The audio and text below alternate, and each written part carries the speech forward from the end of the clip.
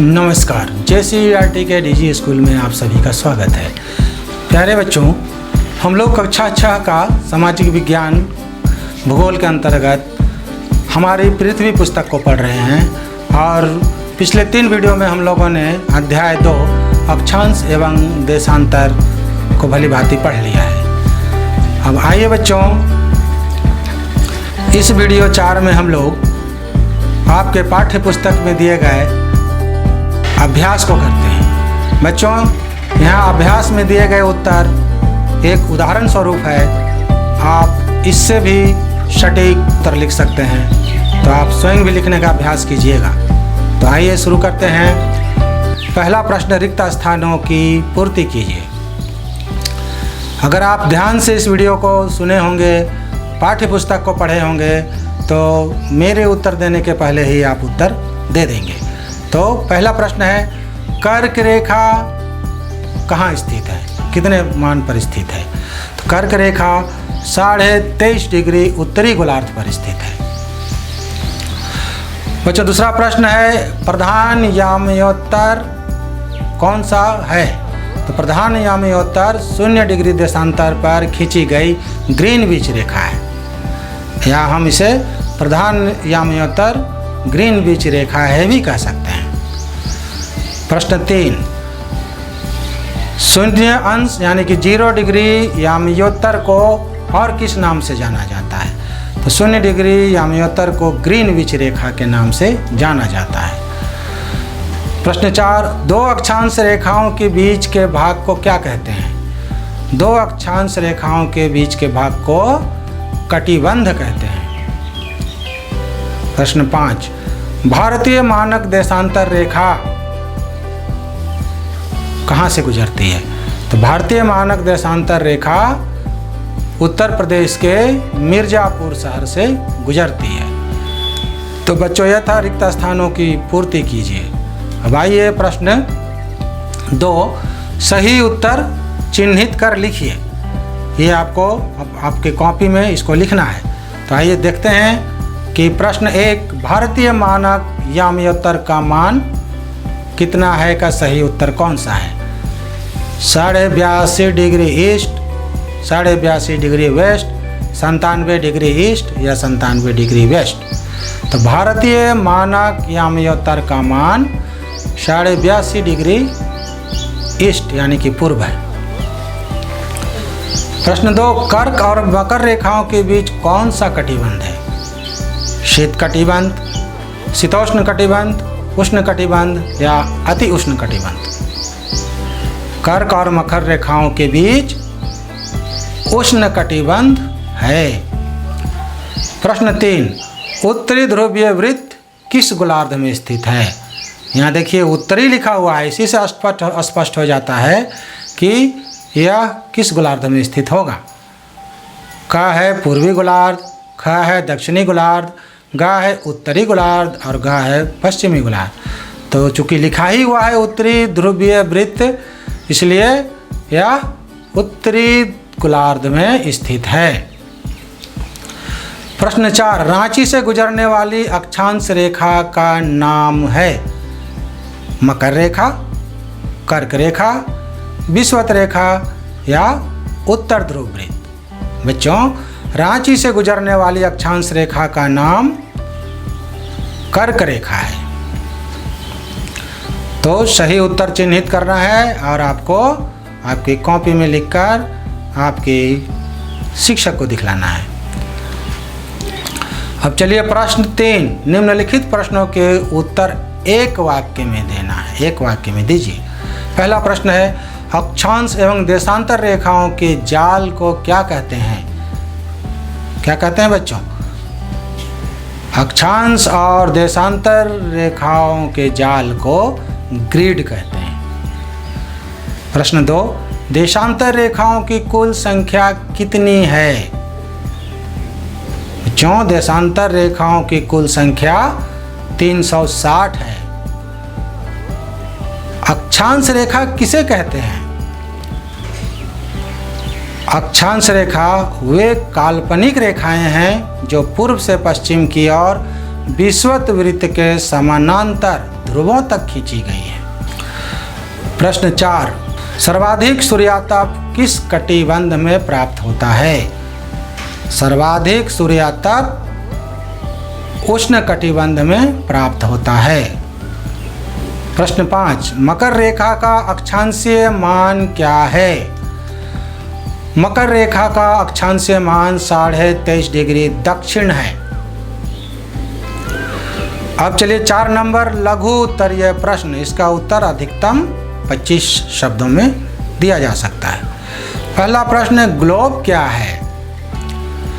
Globe लघु रूप में पृथ्वी का एक वास्तविक प्रतिरूप है। ग्लोब पृथ्वी का एक नमूना है। प्रश्न 2, देशांतर रेखा किसे कहते हैं? इसके महत्व को स्पष्ट करें। देशांतर रेखा वे काल्पनिक रेखाएं हैं जो विषुवत वृत्त को काटती है और उत्तरी ध्रुव व दक्षिणी ध्रुव को मिलाती हुई खींची जाती है। ये रेखाएं किसी स्थान का समय निर्धारण में सहायक है। प्रश्न 5 में आपको अंतर बताना है। अक्षांश और देशांतर रेखाओं में क्या अंतर है? अक्षांश रेखाएं पृथ्वी पर पूर्व से पश्चिम की ओर भूमध्य रेखा के समानांतर खींची गई काल्पनिक रेखाएं हैं, जबकि देशांतर रेखाएं उत्तर से दक्षिण की ओर दोनों ध्रुवों को मिलाने वाली काल्पनिक रेखाएं होती है। दूसरा अंतर देखिए, अक्षांश रेखाएं रेखा न होकर वास्तव में वृत्त होती है, जबकि देशांतर रेखाएं अर्धवृत्ताकार होती है, आधा वृत्त होता है। तीसरा अंतर देख लीजिए, अक्षांश रेखाएं एक दूसरे के समानांतर होती है, समानांतर पर होता है, जबकि देशांतर रेखाएं एक दूसरे के समानांतर नहीं होती है, ये ध्रुवों की ओर सट जाती है। चौथा अंतर देख लीजिए, अक्षांश रेखाएं अलग अलग आकार की होती है। सबसे बड़ी अक्षांश रेखा भूमध्य रेखा होती है। ये रेखाएं ध्रुवों की ओर क्रमशः छोटी होती जाती है। दूसरी तरफ देशांतर रेखाओं का आकार एक समान होता है, कहीं भी एक दूसरे से नहीं मिलते हैं। पांचवा अंतर है, किसी भी दो अक्षांश रेखा के बीच हमेशा समान दूरी होती है और यह दूरी लगभग 111 किलोमीटर होती है। देशांतर रेखाओं के मध्य दूरी एक समान नहीं होती है। यह ध्रुवों पर शून्य तथा न्यूनतम तथा भूमध्य रेखा पर अधिकतम होता है। भूमध्य रेखा पर यह दूरी करीब 111.32 किलोमीटर होती है। छठा अंतर है, अक्षांश रेखाओं की कुल संख्या 181 है, जबकि देशांतर रेखाओं की संख्या 360 है। सातवां अंतर हम लोग बता सकते हैं कि अक्षांश रेखा से किसी स्थान की जलवायु के बारे में अनुमान लगाया जा सकता है, जबकि देशांतर रेखा से किसी स्थान पर क्या समय हो रहा है पता लगाया जा सकता है। बच्चों, दूसरा अंतर बताना है, उष्ण कटिबंध और शीत कटिबंध में क्या अंतर है। उष्ण कटिबंध कर्क एवं मकर रेखाओं के बीच होता है, जबकि शीत कटिबंध उत्तरी एवं दक्षिणी गोलार्ध में ध्रुवीय वृत्त में होता है। दूसरा अंतर है, उष्ण कटिबंध में सूर्य की किरणें वर्ष भर लगभग सीधी यानी कि लंबवत पड़ती है, जिससे इस क्षेत्र में सर्वाधिक सूर्यातप मतलब धूप और गर्मी की प्राप्ति होती है। वहीं शीत कटिबंध अर्थात उत्तरी एवं दक्षिणी गोलार्ध के ध्रुवीय वृत्त में सूर्य की किरणें अत्यधिक तिरछी पड़ने के कारण अत्यधिक ठंड का अनुभव किया जाता है। तो ये दो अंतर है शीत कटिबंध और उष्ण कटिबंध में। प्रश्न 6 है, कारण बताएं। पहला है, सभी देशांतर एक ही लंबाई के क्यों होते हैं। देशांतर रेखाएं दोनों ध्रुवों उत्तरी ध्रुव एवं दक्षिणी ध्रुवों को मिलाती है, अर्थात सभी देशांतर उत्तरी और दक्षिणी ध्रुव पर एक ही बिंदु पर जाकर मिलती है, इसलिए सभी देशांतर एक ही लंबाई के होते हैं। प्रश्न 2 का आपको कारण बताना है कि 82.5 डिग्री पूर्व देशांतर को भारत का मानक देशांतर रेखा क्यों माना जाता है। बच्चों, अलग अलग देशांतर पर स्थित स्थानों के स्थानीय समय में अंतर होता है, जिसके कारण अनेक देशांतरों से होकर गुजरने वाली रेलगाड़ियों के लिए समय सारणी तैयार करना कठिन होता है। भारत में गुजरात से लेकर अरुणाचल प्रदेश तक के स्थानीय समय में लगभग 2 घंटे का अंतर है, क्योंकि भारत के पूर्वी एवं पश्चिमी भाग के देशांतर में लगभग 30 डिग्री का अंतर है। इसलिए आवश्यक है कि देश के मध्य भाग से बीच से गुजरने वाले किसी देशांतर के स्थानीय समय को देश का मानक समय माना जाए। भारत में 82.5 डिग्री पूर्व देशांतर देश के मध्य से गुजरने वाली देशांतर है, इसलिए इसे ही भारत का मानक देशांतर रेखा माना जाता है।